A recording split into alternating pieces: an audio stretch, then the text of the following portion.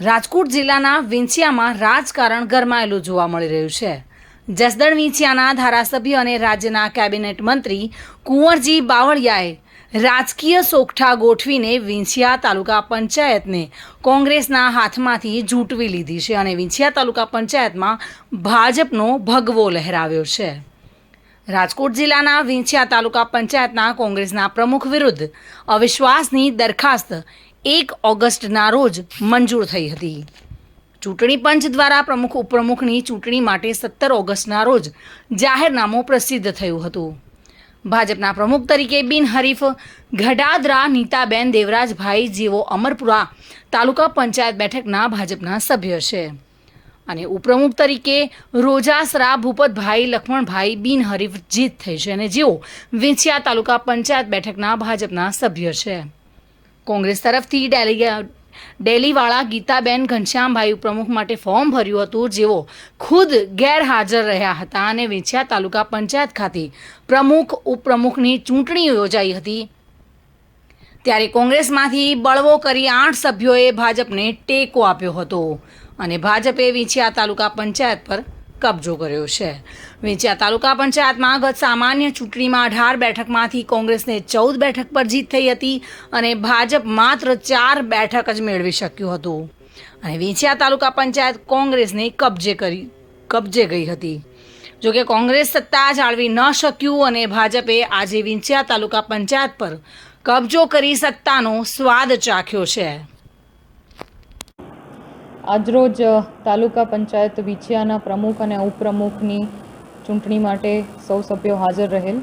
તેમાં ગઢાદરા નીતાબેન દેવરાજભાઈ જેમની પ્રમુખ તરીકે ચૂંટણી થયેલ છે અને ઉપપ્રમુખ તરીકે શ્રી રોજાસરા ભૂપતભાઈ લખમણભાઈ તેમની ચૂંટણી થયેલ છે। બંને સભ્યોની પ્રમુખ અને ઉપપ્રમુખ બંનેની બિનહરીફ વરણી કરવામાં આવેલ છે। કોંગ્રેસમાંથી કોઈ ફોર્મ ભરાયા હતા પ્રમુખ ઉપપ્રમુખ? અત્રે માત્ર બંને હોદ્દા માટે માત્ર એક જ દરખાસ્ત આવેલ હતી। કેટલા સભ્યો મતદાન કર્યું? મતદાનનો આંકડો કહી દો ને। બિનહરીફ છે। હાજર રહેલ તમામ સભ્યોએ તેમને સપોર્ટ કરેલ છે।